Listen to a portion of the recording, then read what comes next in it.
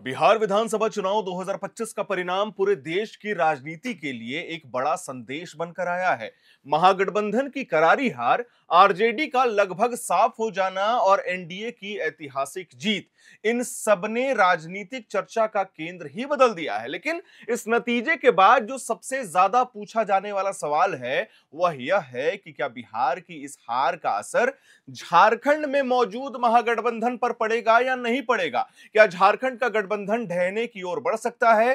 क्या जेएमएम, कांग्रेस और आरजेडी के रिश्ते कमजोर होंगे? और क्या बिहार की तरह झारखंड में भी राजनीतिक भूकंप आ सकता है? इन सभी सवालों का बस एक ही साफ जवाब है, बिल्कुल नहीं। झारखंड में महागठबंधन ना सिर्फ सुरक्षित है, बल्कि आने वाले समय में और भी मजबूत होकर सामने आने वाला है। झारखंड और बिहार की राजनीति बिल्कुल अलग थलग है। दोनों राज्यों का राजनीतिक स्वभाव हो, चाहे वो जातीय समीकरण हो, नेतृत्व हो, पार्टी संरचना हो या फिर चुनावी व्यवहार हो, वो पूरी तरीके से अलग अलग है।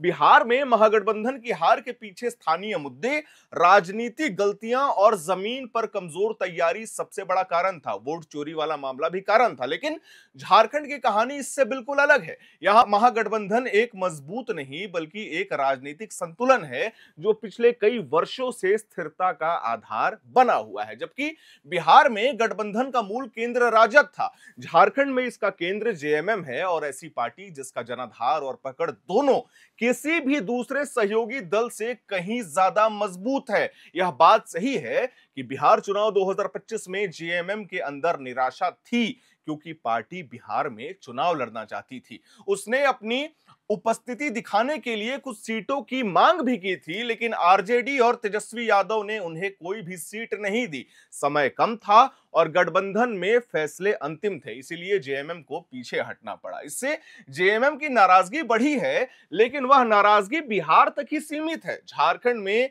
जेएमएम की स्थिति बिल्कुल अलग है। यहां यह नेतृत्वकारी पार्टी है और आरजेडी झारखंड में एक बेहद सीमित और छोटे सहयोगी के रूप में दिखती है। इसलिए बिहार की सीट वितरण वाली घटना झारखंड की राजनीति पर कोई भी असर डालने की स्थिति में नहीं है। हम आपको यह भी बता दें, झारखंड में महागठबंधन की असली रीढ़ जेएमएम है, और जेएमएम का मतलब है हेमंत सोरेन। हेमंत सोरेन सिर्फ मुख्यमंत्री नहीं, बल्कि झारखंड की राजनीति के सबसे स्थिर और प्रभावशाली पहचान है। हम आपको बता दें, 2019 के विधानसभा चुनाव में जेएमएम जीतती है, 2024 में भी जीतती है, सत्ता वापस आती है और उनके नेतृत्व में जो जन विश्वास है वो बढ़ जाता है। यही वजह है कि जेएमएम एक स्थिर पार्टी है झारखंड में।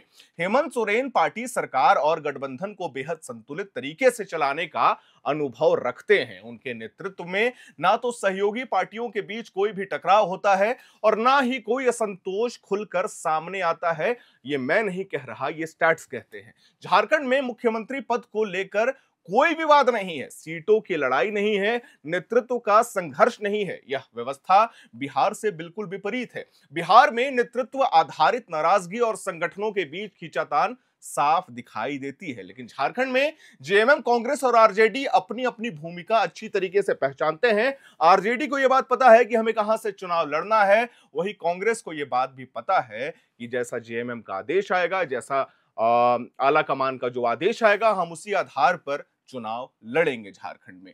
लेकिन इससे परे भी हम आपको कुछ और डाटा देना चाहते हैं। यही कारण है कि झारखंड का गठबंधन एक स्थिर संरचना है, जबकि बिहार का गठबंधन बार बार अस्थिर हुआ है। यह हमने देखा है। जेएमएम पिछले कई वर्षों से लगातार मजबूत हो रहा है, चाहे वो 2019 का विधानसभा चुनाव हो, चाहे वो 24 का विधानसभा चुनाव हो, चाहे वो उपचुनाव हो। आपको याद होगा, अभी 14 नवंबर को ही घाटशिला उपचुनाव का भी परिणाम आया था, जहां जेएमएम का प्रदर्शन बहुत शानदार था। करीब 40,000 वोटों से दिवंगत रामदास सोरेन के सुपुत्र सोमेश चंद्र सोरेन ने वहां से जीत हासिल की थी। ये कयास भी लगाए जा रहे थे कि जेएमएम वापस घाटशिला जीतने वाला है, और जेएमएम ने ये करके दिखाया है। लेकिन इससे परे एक और सवाल है, इससे इतर एक और सवाल है जो मेरे मन में था, और शायद हम इस वीडियो के माध्यम से आप तक रखना चाहते हैं। सवाल यह है कि जिस तरीके से महागठबंधन ने गलती की है बिहार में, महागठबंधन ने स्थानीय मुद्दों को ना उठा करके एक ऐसा तार लगाते रहे, एक ऐसा रट लगाते रहे जिसके चलते आज ये परिणाम आपके सामने दिख रहा है। आपको याद होगा कांग्रेस ये बार बार कहती थी बिहार में कि महागठबंधन की रीढ़ की हड्डी बनने वाली है कांग्रेस, लेकिन जिस तरीके से कांग्रेस का प्रदर्शन रहा है, आप 60 से अधिक सीटों पर चुनाव लड़ते हैं और 5 सीट 6 सीट का आपका जो रिजल्ट होता है वो इससे साफ पता चलता है, इसका कंक्लूसिव एकदम साफ आता है कि आपका प्रदर्शन अच्छा नहीं था। दूसरी तरफ हम ये बात कर रहे थे कि महागठबंधन धरातल पर किन मुद्दों पर बात कर रही है। आपको याद होगा महागठबंधन का प्रचार प्रसार शुरू होता है वोटर अधिकार यात्रा से, खत्म भी होता है वोट चोर गद्दी छोड़ से, जबकि ये मुद्दा था ही नहीं बिहार का। इसी का फायदा एनडीए उठाती है। वहीं दूसरी तरफ झारखंड के विधानसभा चुनाव में भी आपको याद होगा ये विपरीत हुआ था।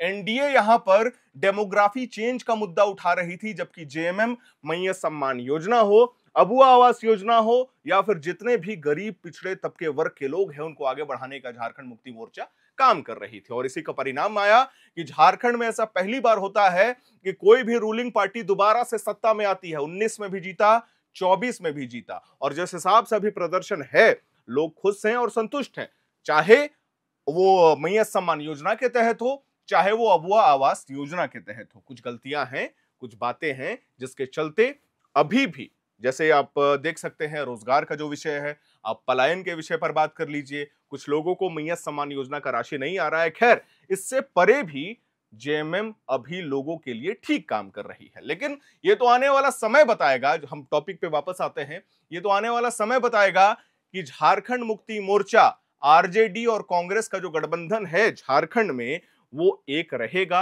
या नहीं रहेगा। लेकिन इतना तो तय है ये लोग मजबूती से आगे बढ़ रहे हैं और रोल आपका अपना सबको पता है। आरजेडी को अपना रोल पता है, कांग्रेस को अपना रोल पता है, झारखंड मुक्ति मोर्चा लीड करती है इनको, जिसके चलते अभी तक कोई भी अस्थिरता झारखंड में नहीं दिखाई दी है। खैर, आपको हमारी ये जानकारी कैसी लगी, हमारा ये वीडियो कैसा लगा, हमें कमेंट बॉक्स में जरूर बताइएगा।